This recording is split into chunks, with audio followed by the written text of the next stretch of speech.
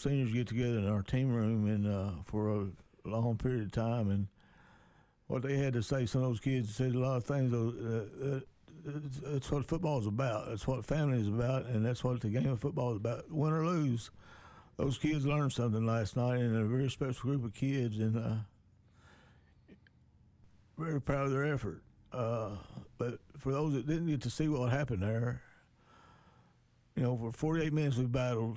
They fought hard, and we had a shot to win the football game, but we didn't. And that's the way life is sometimes. But those kids, instead of pointing fingers at each other and blaming somebody, they took they got each other, hugged each other up, and left there as a group, as a team, and that's something that I'll never forget. Well, and that's what makes football and athletics in particular special. You develop those bonds, and most likely develop them at an early age, where you take those relationships and you build on it for a future. Raising children and working with youth in the community, and it does speak volumes, David, as to the character of the football team that we have this year. Yeah. And to my view on that is we uphill the tradition of outstanding Caldwell County Butler High School football well this year. We have nothing to be ashamed of. Great group of kids, and like I said, if to witness what we witnessed last night, Coach Riley was in there, Heather, she was in there. That was a very touching moment. Like I said, I'll never forget it. Well, and that's memories, and that's what you take from. That's what drives you for the next day and the next group of men that you work with. And last night was a game where neither team could stop the other team. Both teams having 6 scores. The ultimate deciding factor was the amount of extra points converted, so on and so forth. So, and the other thing, we ran into a back that really hadn't gotten much publicity throughout the state, and a young man can play football. Yeah, he's a load, and we knew going in he's going to be tough to stop. And he's committed to the University of Louisville, and that kid had over 300 yards rushing last night. But he's a good player for them, and but I thought we got after him pretty good. We just couldn't get a stop when we needed a stop. But my hats off to Luke. They came in here ready to play. They had their game plan to run the football, and I think they threw it 3 times. And rushed it for however many times, but I think we had more yards than them. Like I said, each of us scored 6 touchdowns. It's just extra points of difference.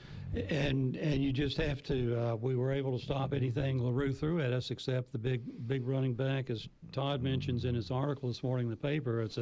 Was a strong Atkins diet that we saw last night, and not only could the young man run and drag tackles, but when he fell, he always picked up 2 and 3 and 4 yards just going down. Yeah. Well, we're going to look at I'll be back with Coach Barnes to look at the first half of last night's football game after we pause for these messages from our sponsors.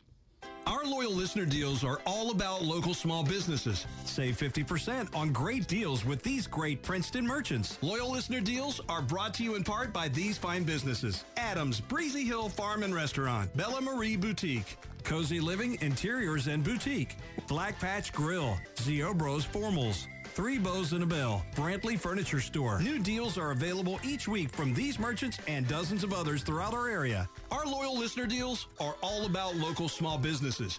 You can always save at least 50% from these merchants. Get your deals today at WPKYonline.com. They're a great way to learn about and try new businesses that you've never visited before. Tell your friends it's easy to use loyal listener deals and even easier to save.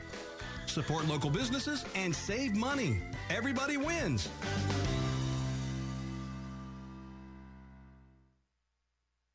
A message to the patients of the General Surgeon, Dr. Hinton. Dr. Hinton would like to thank all of his patients for allowing him the opportunity to be your surgeon. It's been his honor to take care of you, and he appreciates the confidence you have placed in him. Dr. Hinton is not retiring. He's moved his practice to KDIS. He will continue the care of all of his Caldwell County patients at his KDIS office next to Trigg County Hospital. You can reach Dr. Hinton at 270-522-2557. And welcome back to the SMQ David, last night, as we've mentioned earlier, we saw a team in LaRue County that came out ready to play. Didn't wear down, in my opinion, throughout the whole game. Normally, when we play up tempo, we see efforts in the third and fourth quarter where the opponent may be gassed a little bit, but I never could detect any wearing down on their part.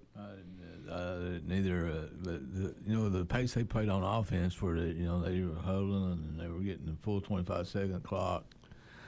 They were probably getting rested there when they're on offense, 35 to 40 seconds, which that helps them, I guess. But they didn't wear down, so that's a tribute to them. And as we always do, we start the game, we win the toss, and we elect to defer to the second half. And looking here at the first half, LaRue County on their first drive, they get the kickoff at their 31-yard line. They get one first down, but on the next set of downs, they have to punt on 4th and 6. So right out of the gate, we were able to stop them, and which I thought maybe was going to be something that we could see for the rest of the night. We didn't stop them too many times, but we did on that first series of downs. So they punt the ball and goes out of bounds, and I thought for sure when that kid got that punt off, it was going to hit one of our back guys in the back, because it looked like it was going between linemen and as we were going downfield and maybe set up a return. Yeah, I thought it was going to hit one of those too. Anyway, goes out of bounds at the Tiger 18-yard line. Caldwell County immediately gets 2 first downs on a Joby Jaggers 15-yard run. Was that a scripted play, or was that something that he just saw and took advantage of? He just saw and took advantage of it. And a 14-yard scamper by Derek Hollowell. The Tigers then have to punt after a Jaggers sack. And Tripp punted twice last night. I don't know whether the wind was a big factor or what, but really didn't do his normal punting that he's done throughout the season. We get off a punt that only goes 19 yards. And was the wind a factor in his? I don't think because it didn't. I don't think he got high enough for the wind to affect it. I just think he must have missed. Just didn't hit it well enough. LaRue County takes over. They get 2 big runs to start their next drive, moving to the Tigers' 26-yard line. 2 consecutive penalties against the Tigers move the ball to the 8-yard line, and from there the Hawks score in three plays. Extra point attempt. Their attempt at kicking, we were mystified that they would come out and try to kick, and after we saw what they did, we know why they've been going for 2 points all year long. Yeah. But they missed the extra point kick.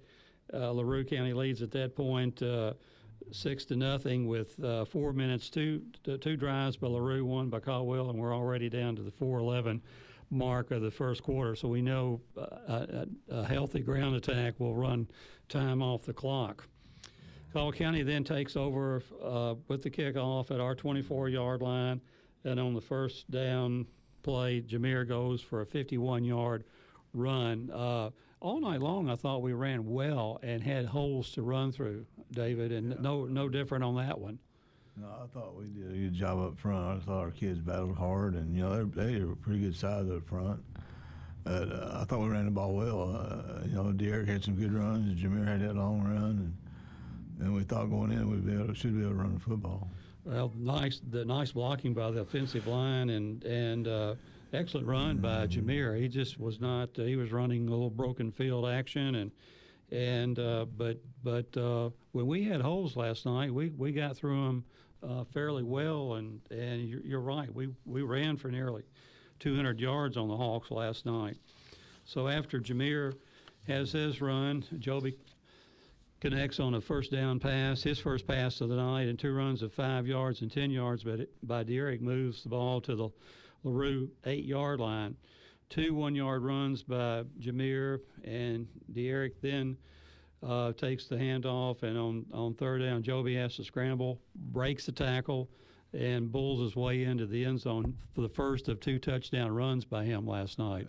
That was a great effort by him getting that in the end zone, and the both times he got in the end zone, he was making plays, and we knew going in that he's going to have to do that, and that was just a great job, great effort by Joby getting it in the end zone. And over his 2 years of varsity career, with only one touchdown going into last night, he doubles his production in the touchdown, in the running, in the scoring effort by Joby. A great bullish run, and to get in the end zone, Barrett adds the extra point. Caldwell County leads 7-6 at this point. And again, we answer their drive. It's back and forth, and on the third possession by LaRue County, they get another good kickoff return and start the drive at the Tiger 41-yard line. I thought a couple times last night they may break one right up the gut, and this was one of those situations. Yeah, and the field position was big in that first half on those situations, giving them a short field, and that didn't help. And 7 plays later, LaRue County is in the end zone on a 12-yard run by Atkins. They then try their 2-point conversions. The first 2-point conversion attempt fails, and Caldwell County now only trails LaRue 12-6. The Tigers on their get the kickoff at our 37-yard line, and we have 3 incomplete passes and have to punt. Again, the wind may be having some effect. Tripp only gets off a 9-yard punt to the Tiger 46-yard line. LaRue only punted once last night, and that was not a very, very good punt or very good-looking punt. He ended up with some yards on that punt. But anyway, LaRue takes over on their they take over, and on 4th and 5, cannot move the ball, line up in punt formation from the Tiger 41-yard line. Were you looking in their arsenal of plays a fake punt? Because we kind of mentioned that up in the booth last night, that their first punt was about that same area of the field, and the kid did not punt well. But they ran the fake, and we stopped it, only a 1-yard gain, and we take over on downs. Was that something that we were keyed on? I'll ask Coach Riley on that. Oh, well, I don't know if it's something we necessarily keyed on. We always prepare for a fake punt, the possibility of a fake punt. We look at positions where they would run a fake punt. I don't know that we had seen one on film, other than the fact that you know it's possible there, and on their side of the 50, and they're a running team, and they had some kids that could run the ball in that position to receive the snap. So we kind of thought Caleb made a heck of a play and tackled that kid right there. Well, he got in the kid's way really quick, really early, and if Caleb had made the tackle, we had other guys converging to take the kid down. So anyway, LaRue gives the ball up on downs, and we take over with our 4th possession of the first half, take over at our 40-yard line, and we pick up a first down on a 16-yard pass to Oliver Parker to the Hawk 39-yard line. A Jameer 4-yard run is followed by an 8-yard run by Derek, and the ball now at the Hawk 27. Runs of 7 and 5 yards move the ball to the Hawk 15, and a pass interference penalty against Oliver puts the ball half the distance of the goal at the 7-yard line, 7 to 8 yard line, and from that point, Derek covers the final 8 yards for a touchdown. The extra point kick is good by Barrett Schultz, and Caldwell County then regains the lead 14-12.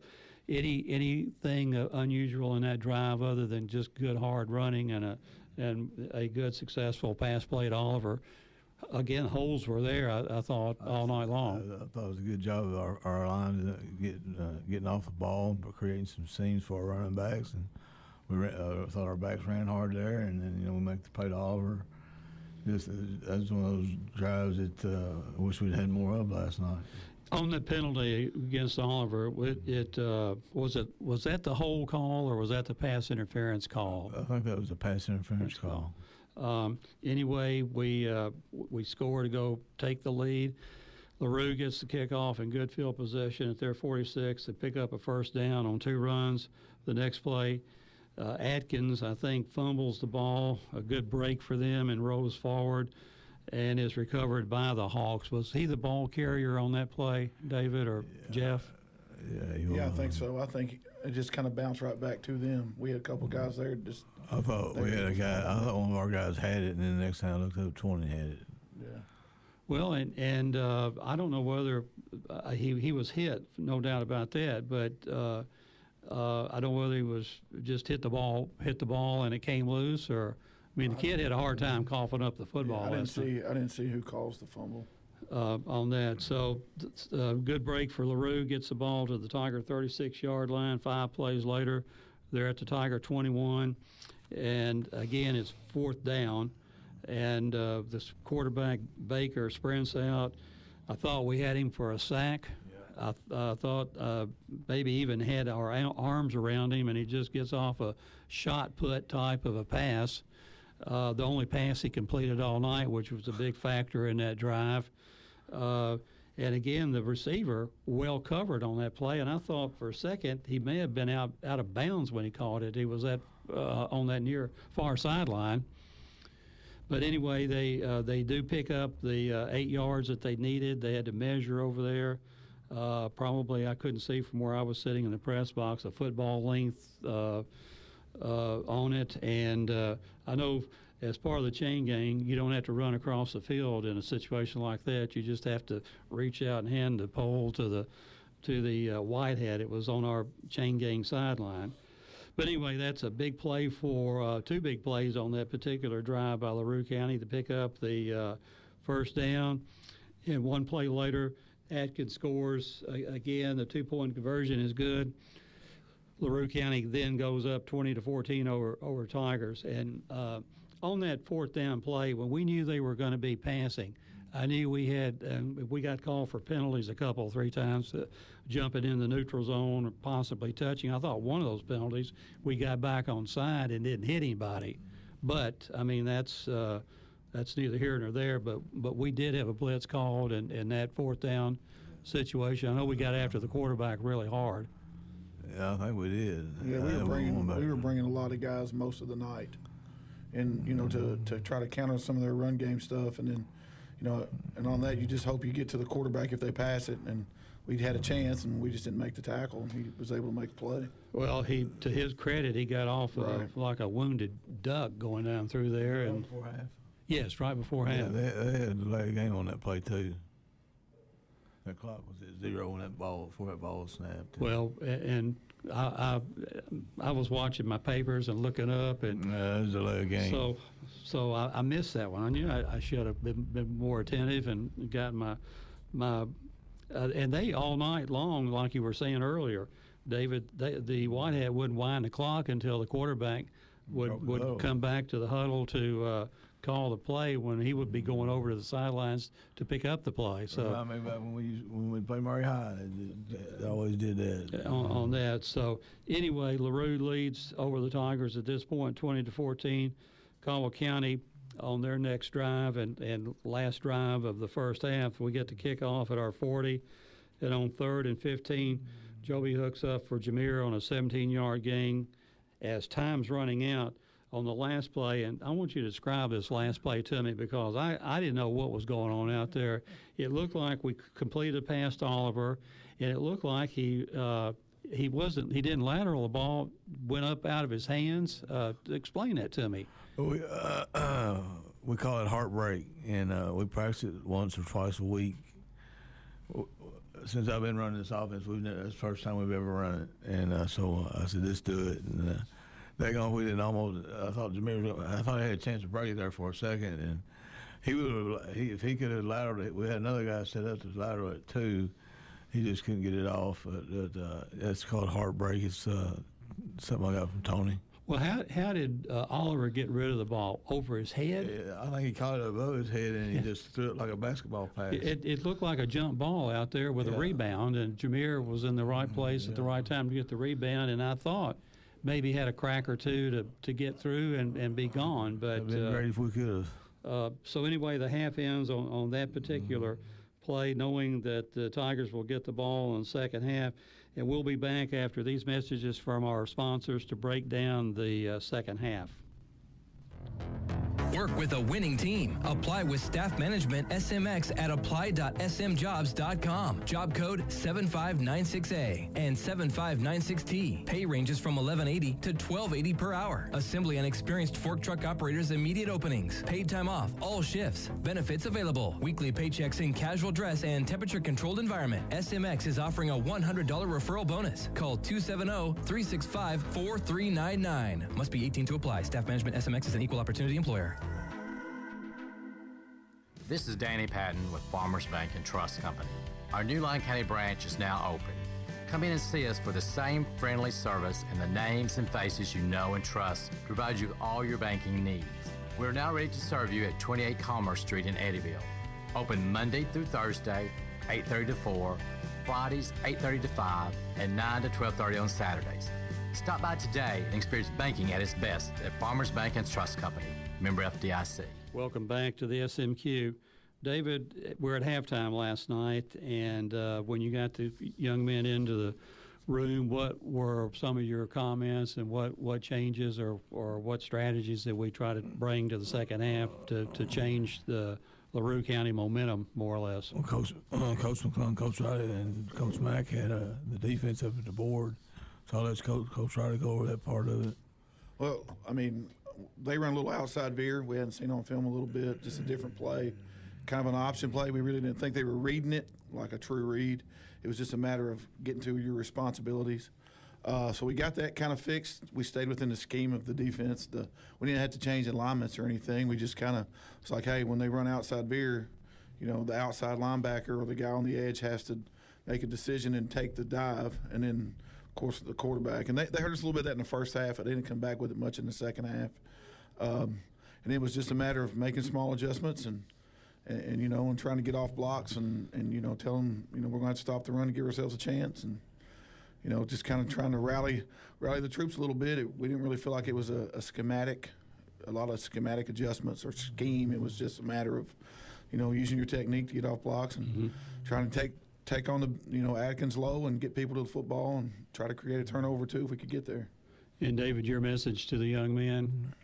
You know, I just want to make sure, you know, we go in down, and you know, it's not the first time we've done that, and you know, they had to kick off to us, and we were going to get the ball coming back, and you know, our offense is designed to score, and so you know, we don't have anything to worry about. You know, we're in this ball game, and you know, I want to make sure those kids understand we had a shot, and you know, not to be down, come up their heads up, ready to play. You know, we had 24 more minutes, and it was anybody's ball game, and I really feel like our kids did that. And you know, we didn't make many adjustments other than a couple of things offensively, because they basically lined up exactly the way we practiced, and they didn't do anything much different than that. So, but the biggest thing at halftime was making sure those kids were ready to go second half. We get the ball to start the third quarter and get the kickoff and begin our drive at our 44-yard line. Deary gets our drive started with a 4-yard run. Then Joby hits Jameer with a 32-yard pass, with Jameer making an acrobatic catch and injuring himself on that play, and probably a hamstring or a groin injury. His groin, yeah. Mike said he might have been able to come back, but he didn't want to push it. It was not real serious, but it was pulled enough that he couldn't go. Well, it looked like the ball was maybe just a tad bit underthrown, and he reached back and kind of got off of a really. I think when he came down on it wrong. Yes, it looked like that as he was falling. Maybe that's where the strain occurred. The ball's now at the LaRue County 20. Derek with a 4-yard run, penalty against LaRue County for holding Oliver on this particular play. Takes the ball to the 9-yard line. Derek falls. That's where it should have been first down. They said it was second down on that play right there.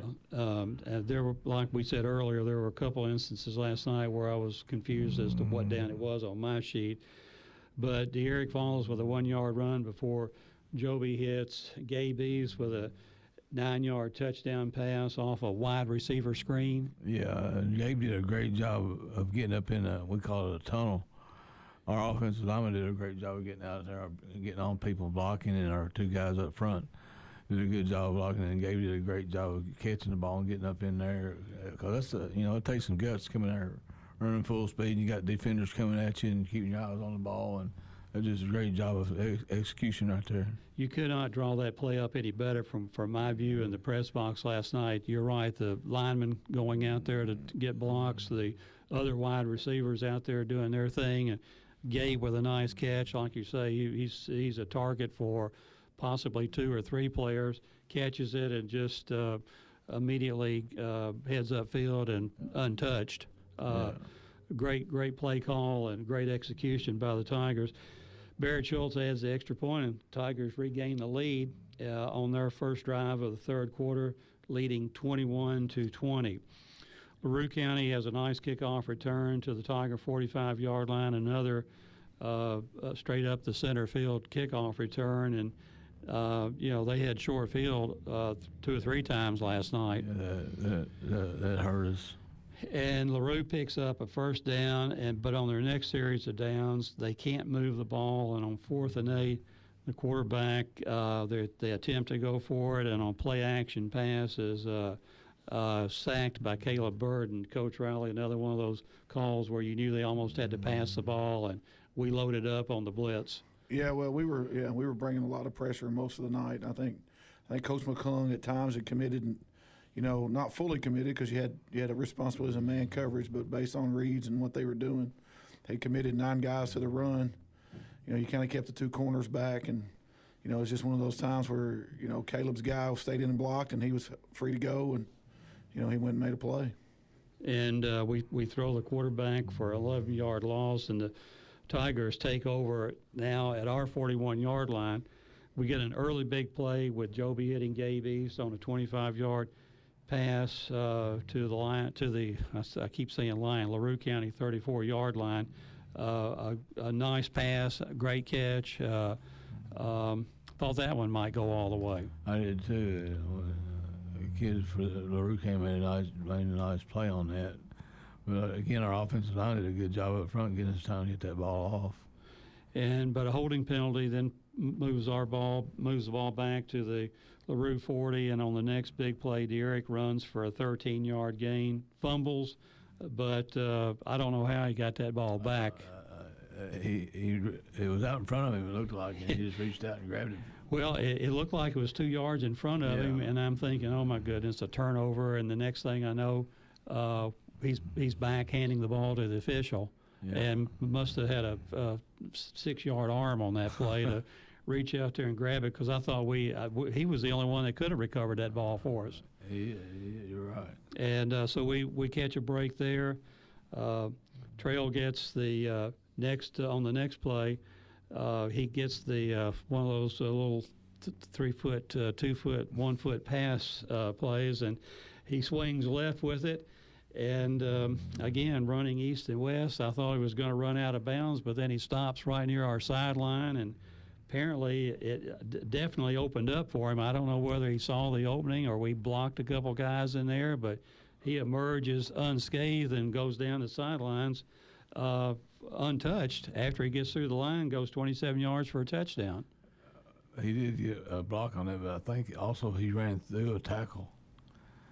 And he's either going to run out of bounds or he had to stick his toe on the ground and get upfield. And I'm glad he chose to stick his toe on the ground and get upfield, because we had, like I said, one good block, but there was somebody hit him as soon as he made his cut. There was some traffic in that area. I mean, we had 1 or 2, and maybe they had 2 or 3 converging on him, but he manages to get through and go to the end zone, and Barrett Schultz adds the extra points, and 2 times back to back we score our second drive of the third quarter, and we put another 6 points on the board. Barrett adds the extra point, putting 7 on the board. Caldwell County leading over LaRue 28-20 at that time, so LaRue County gets the ball deep in their territory. We finally get a kick down, moving them deep in their territory. But then we give up a 58-yard run on the opening play, and it looked like, from my position, we had maybe at least 1, maybe 2 kids in position. One maybe looking low to get the tackle, but Atkins just ran past us, from what I was able to see. Yeah, I agree. We had guys there to make the play, and we just weren't able to make the tackle. I mean, he just outplayed us in that situation. Anyway, he takes it 58 yards, and 3 plays later, he scores on a 14-yard run, and the 2-point conversion is good, and we're tied at this point, Caldwell County 28, LaRue 28. And again, you get momentum with the deep kickoff return. You immediately surrender it with the 50-some-odd yard run, and it was it was cat and mouse on that momentum game last night. You know, when we scored to go up 28-20, and then got the kick to back them up. There was actually a kid caught the ball first, and then there was I think they cut us. They cut one of our players. That's what the penalty was. Backed it up to the 5-yard line. I think so. You know, we got them finally backed up. I feel like if we could have got a stop there and got one more score on board, you know, it would have been a different ball game. But it didn't happen that way. And the other kid made a great play to get to the yard run, and. I mean, you let them out of a hole, and that's what can happen in a football game. On the ensuing kickoff, the Tigers take over at our 38-yard line, and on the third play of that drive, Joby hits Travis Newsome on a post route over the middle, and wide open was he. That was, you know, we've had success on that play before this year, and you know, Joby does a good job of laying that one on the money, getting it out on time, and again, he had plenty of time to throw it. Our line did a great job up front, and Travis did a good job of sticking his route and getting upfield. And he goes 66 yards with the pass, and he catches it. He still has about 35 yards or so to go with LaRue County defenders converging on him, but they never got any closer than what they were when he puts his toe in the dirt and heads to the goal line from 35 yards out. Yeah, it was a great job, great effort. And Barrett Schultz adds the extra point again, and Caldwell County then back in front over LaRue, 35-28. Again, a little bit of momentum for the Tigers. 3 drives in the second half, 3 scores. On the LaRue County third possession, we get another excellent coverage, leaving LaRue County starting at their 9-yard line. And on the 6th play of that drive, Atkins finds a hole on our left side and goes 71 yards with it to the end zone. And I'm not sure. It looked like that we were overloaded Coach Riley to one side on that play because there was not much population over there. Well, they were running tackle over where they shifted. They moved one tackle over to I don't remember which side it was on that particular play. But they move a guy so you slide your front to that side, and he created a cutback, and they made a good block, and he just cut back. And so it was a cutback. I thought he kind of hit us. They attacked us weak, and then in the run he made a little cutback to where the pursuit got cut off. Well, I knew once he got past 2 yards past the line of scrimmage, we weren't going to run him down. Right. So anyway, LaRue then adds the 2-point conversion, and they regain the lead now over the Tigers, 36-35. Again, back and forth we go here. On the Tigers' 4th possession of the second half, we get the kickoff at midfield. Derrick starts with a 3-yard run, and Joby hits Oliver on a 9-yard pass play. Derrick follows with a 6-yard run, sandwiched around a holding call against the Tigers. 2 passes go incomplete, and on 4th and 10, Joby hits Gabe Eves for 19 yards and a big, huge first down on that play. Gabe was the go-to receiver last night, it appeared. Yeah, he did. You know, he had a good game for us, and I think on that play, Joby got flushed out of the pocket and you know, made a play downfield on it to get us that first down. That was a big play in that game. In 2 plays, we lose a yard, and on 3rd and 11, Joby has to scramble from the pocket, and some really nifty, elusive, hard-running bulls his way into the end zone for his 2nd score of the night. Big play in the game. Big play. He get that touchdown, and Joby did a good job of finding the end zone for us and keeping the play going with his feet, and just did a great job of getting it in the end zone. And again, we attempt the 2-point conversion at this point. Was there something I was thinking? If we go kick, we're 42. We're still, if they score, they're going to go up by 1 point. If they make the conversion, they're only going to go up by 2 points. So, was there a 2-point conversion theory going on here in your mind? Well, I got a chart I go by, and you know, if you're up 5, you go for 2 to get it to 7. And you know, Will's thinking kind of like you're thinking there was he knew they were going to go for 2. But I said, I don't know about Char. We'll go up by 7. The 2-point conversion fails, and the Tigers lead at this point 41-36, getting late in the game. LaRue County with their next drive, they get the ball at their 33, and they begin a 12-play drive that takes nearly 6 minutes off the clock, with Adkins going the final 8 yards. Their 2-point conversion is good, and they now take the lead 44-41, with Caldwell County having one more chance, a little over 2 minutes remaining to be played in the game. At that point, when they were driving, you're asking yourself a question: should we just go ahead and let them score to get the ball back? And that's one of the calls you don't want to ever make. And we decided to play it out, and we had plenty of time on the clock to when we got it back. So Dennis Stevens on the air last night made that comment. I said, well, it probably would be a good move to let that happen, but you almost can't lay down on these guys right now, because it may be more deflating than uplifting, so to speak. Yeah. But anyway, we take over the kickoff in LaRue territory at the 49. We pick up 1 first down, get a 5-yard completion to Trail, but on the next 3 passes we misfire. Cannot make a completion. The third incomplete pass of that drive was a 4th down play, and we turned the ball over on downs, and basically the ball game is over. LaRue runs 2 kneel downs, and the clock runs out.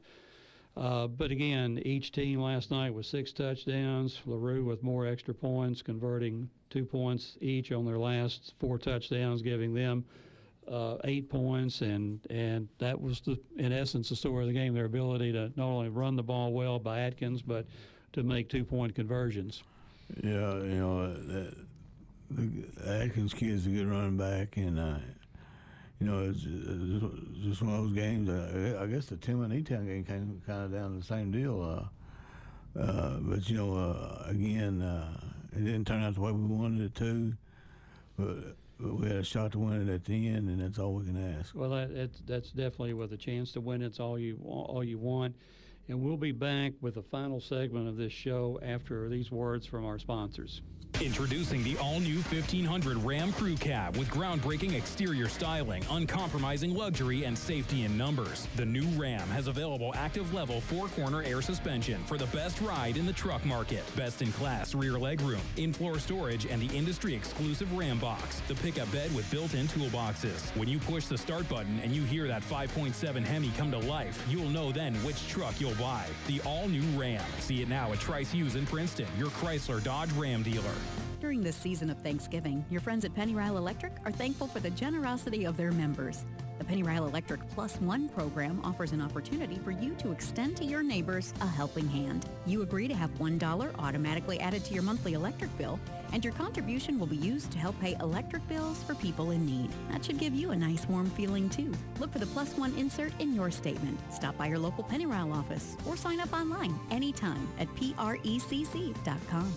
Raider Auction Company is owned and operated by Delbert Raider. Delbert has been in the agricultural field for over 40 years and is well known for his knowledge of used equipment. Raider Auction holds 4 consignment auctions a year, and they buy and sell equipment on a daily basis. If you're looking for a piece of equipment, they'll do their best to locate it, and financing is available. Contact Delbert Raider at 270-881-2610 or Amy Ezel at 270-604-2880 for all your used equipment needs. Raider Auction Company, Skyline Drive. And welcome back to the final segment of our SMQ show. David, we've already talked about earlier in the broadcast about how tough a loss it was for the Tigers and how emotionally the kids were after the game, and having played a good ball game, we just came up a little bit short, and but we have nothing to hang our heads over. If you were at the game, you saw 2 teams that. That's what football is about. 2 good football teams going, to try to move to the next round. And we came up a little short, but I firmly believe that those kids learned a lot last night in that loss.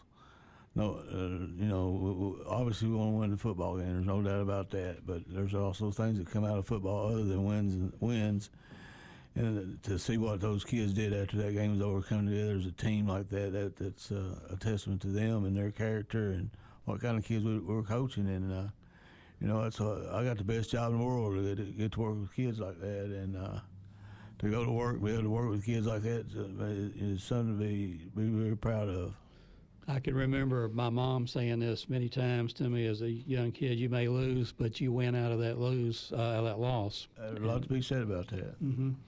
And again, we just, as we mentioned, the premier running back for LaRue County, who we understand probably will be a defensive player at the University of Louisville, was huge in that game. And looking at some of the stats last night, again, in the rushing department, Derek, 19 carries, 90 yards, a great night.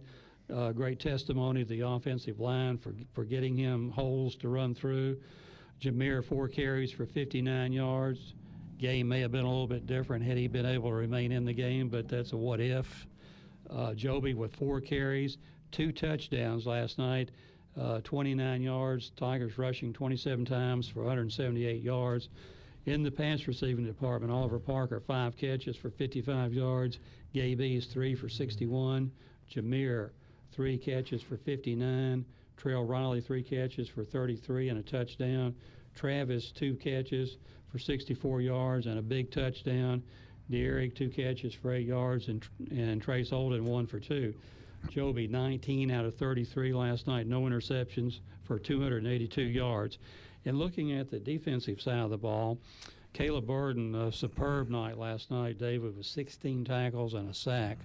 Yeah, he was at the linebacker spot. We got Travion in there, who's a sophomore, had a lot of time in there. For him to go there and play against what he had to face last night, it's a lot to do. And Caleb, is a senior kid.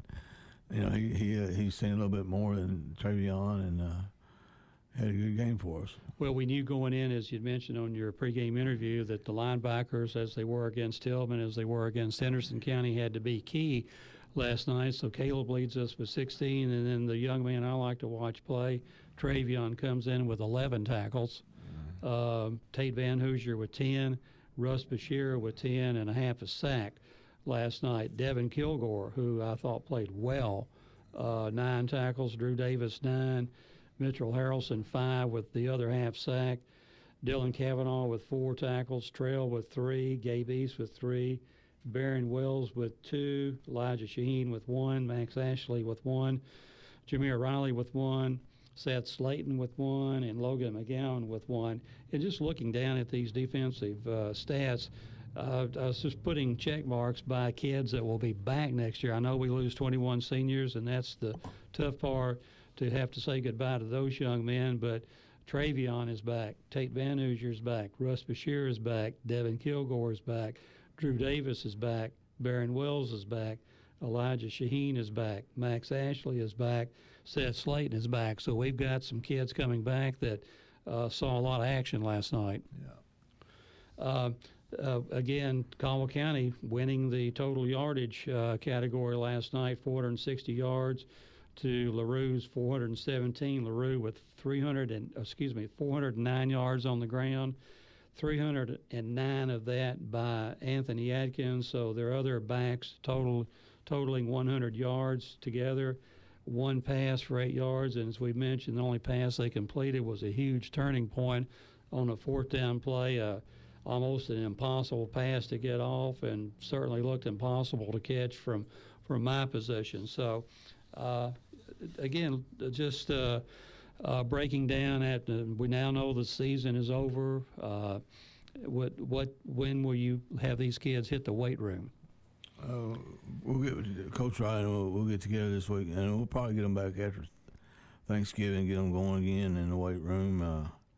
I think last year was January when we started back, but we went 3 rounds. So I said we'll get them back in the weight room right after Thanksgiving. Well, we also know that in the paper today this morning was the schedule for next year, and obviously it's not too soon to start looking ahead toward next year. I know we got 3 new teams on their schedule: Apollo, Ballard Memorial, and Murray. So another tough schedule looms next year for us. Yeah, we're able to pick up Apollo this week. It's in the Graves County spot. So we now have 10 games, 5 home, 5 away, which is always good. And, we're looking forward to next year. And, we got a lot of holes to fill. And, but as you look at next year, the key's going to be getting in the weight room, getting stronger.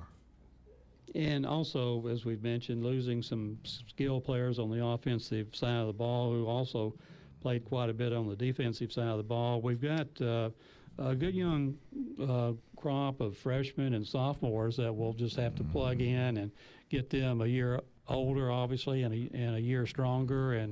And some eighth graders may jump in there next year as freshmen and help us out some. So it's definitely not the end of the world for Tiger football next year. Oh no, we're going to bounce back, and we're going to come back. We'll be in a new district, go back to 2A district, which is going to be a competitive deal with Murray and Mayfield and us and Ballard and Fort Campbell in there. And so we'll go back to that.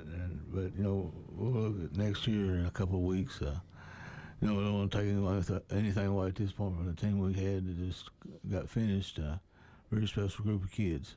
Exactly, and I know you always look to since Joby's graduating, who might be at the quarterback side. We know that Russ has had some snaps in there before, but we think he likes to play defense. But you got 3 freshman quarterbacks coming up that will they be getting some off-season work? And this is going to be really off-season at that position is going to be very critical this year. We're going to have to get a lot of work in the off-season to develop somebody to get them ready to go, because we will be young at that spot. And with the season over, we know several of our Tigers will be slated for some postseason awards, but those awards will not come out until after. Oliver Parker, I don't know if they released it yet from the Kentucky Football Coaches Association or not, but Oliver got our district player of the year in our district. Congratulations to Oliver for that huge award. He'll be awarded at halftime of the 3A state championship game with the other 8 districts, and then he'll be up for the player of the year too.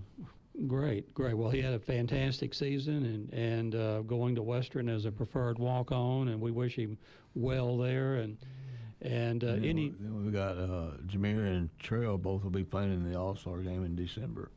And obviously, we've got a bunch making the All-WKC team, I'm sure, when that gets announced. And that hasn't been released yet. Has not been released? Right.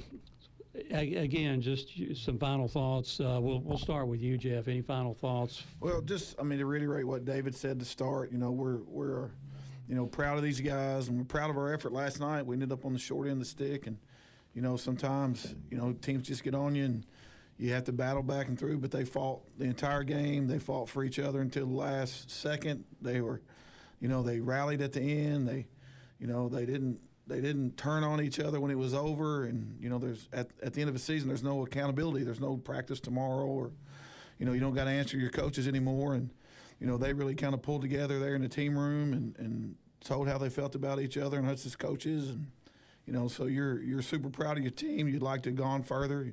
We feel like we had the ability to go further. Just LaRue had our number a little bit, and but you just can't say enough about how proud of you these 21 kids. And you'd like to. I don't want to go through all 21 of them, but every one of those kids has a Caldwell County football story, and they'll take that out to the, whatever they do in life and in their community, and hopefully it'll make our program stronger, and maybe some of them come back and help us coach in a couple of years or something.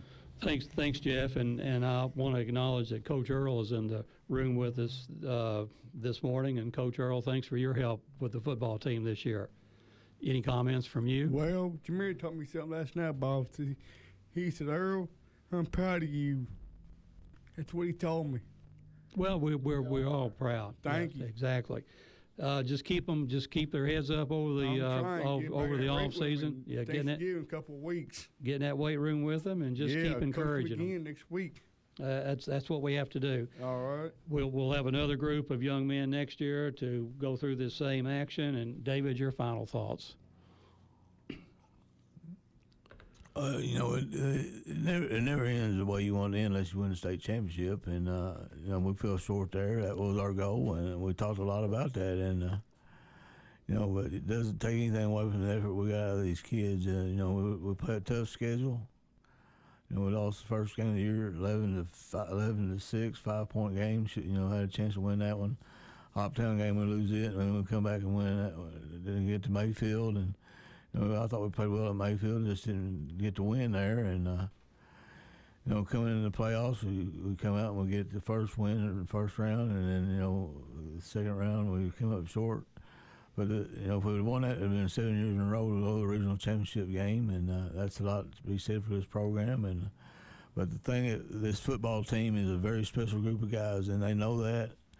If Jameer Riley doesn't become a football coach, he needs to really, after what that kid said in that locker room last night, he's a football coach. And I'm very proud of all those kids. I don't necessarily point out Jameer, but you also look at Joey, who came out last year in a situation to take over as quarterback and did a super job for us. Had 2 years at quarterback, had a tremendous job, and it says a lot to him. And again, I'm not just trying to point out, but those are things that those kids were in that locker room last night on that field in that huddle, and nothing much was said after the game on that field other than those kids in that huddle talking, and it was very, very emotional. But that's what football is about, is building relationships, and those kids will always be something you'll take with you. That's what makes coaching so much fun, and that's why I got the best job in the world. Well, see if you can deliver a message from me to Jameer. His athletic career may not be over. We want him on the basketball team. see if you can recruit him, because I've been hearing he may not be playing this year basketball. I did that last night. Well, good. So, but anyway, thank you, David. And the Tigers last night end their season at 8-4, and as we've said earlier, this young group of young men this year continue to uphold a strong football tradition here in Caldwell County. It's been a pleasure for me to be part of the action this year. And as far as last night goes, a play here and a stop there, things may have been different. I want to thank our listeners and viewers for their loyalty to the game broadcast and Saturday morning shows, and a huge thanks to you, Coach Barnes, for taking time to do the pregame interview with me. It's over now until next year. Also want to thank WPKY's prior owners, the McEnany family and the Hughes family, for keeping sports broadcasts alive here in Princeton. And to the current owners, Beth Mann of Ham Broadcasting, for continuing this tradition and the upgrade she has brought to the radio station. And finally, a huge thanks to my engineer, John Miller. I could not do this without him. For Coach Barnes, this has been Bob Hayes. For Jeff Riley, for Coach Earl, remember, basketball in less than 2 weeks.